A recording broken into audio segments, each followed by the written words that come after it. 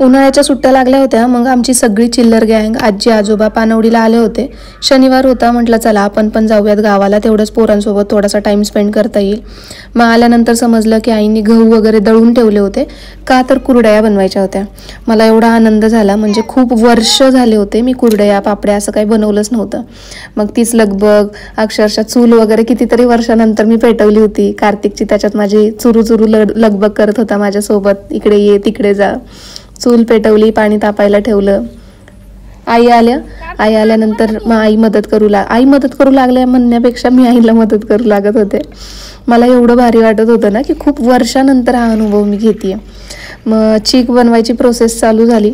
आणि तसं जर का तुम्हाला माहीत असेल तर हे खूप तेवढं चिकाटीचं काम होतं की हे चीक हाटणं वगैरे, म्हणजे जेवढा जोर आहे ना तेवढा सगळा लावायला लागत होतं. तरी पण जेवढं ताकद होती, जेवढा जोर होता, जेवढा जीव होता, तेवढं लावून मी चीक हाटायला लागले. आणि हो, छानपैकी चीक वगैरे बनवला. अक्षरशः हात दुखायला लागले होते, तरी पण म्हटलं नाही. चीक हाटून झाल्यानंतर आजीबाई आमच्या म्हणतायत की एकदा टेस्ट करून बघ ग, मीठ वगैरे व्यवस्थित आहेत का. टेस्ट करून बघितलं. आईला म्हटलं ठीक आहे ओके, एवढंच राहू द्यात. नॉर्मली बघायला गेलं तर मला खारट खूप जास्त मीठ खाते मी, त्याच्यामुळे आईला म्हटलं नाही, नॉर्मल वाटतोय मला नॉर्मल लागतोय, म्हणजे की थोडंसं मीठ जास्त असेल, त्याच्यामुळे अजिबात त्याच्यामध्ये एक्स्ट्रा मीठ वगैरे काय ॲड नका करू.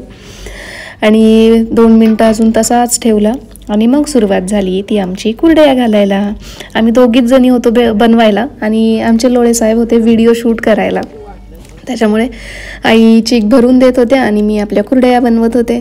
पण खूप मजा आली. अगदी जर सांगायचं झालं तर लहानपणी ना आम्ही काय करायचो, एकमेकांच्या घरी अशा कुरडया बनवू लागायला जायचो. सगळे एकमेकांच्या घरी यायचे आणि तो आनंद वेगळाच होता. आणि खूप दिवसांपासून हा कुठेतरी मिस केला होता मी. ठीक आहे, आत्ता इथे मी एकटीने कुरडया बनवल्या, आईंनी बनवून सोऱ्या वगैरे भरून देत होत्या. बट ती मजाच वेगळी होती, पूर्वीची ती मजाच वेगळी होती. आणि फायनली सगळ्या कुरडया घालून झाल्या आणि माझं मन शांत झालं. दमले बाबा मी.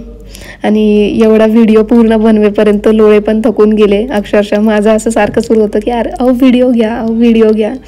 पण ते काही दमले नाही. Thank you so much.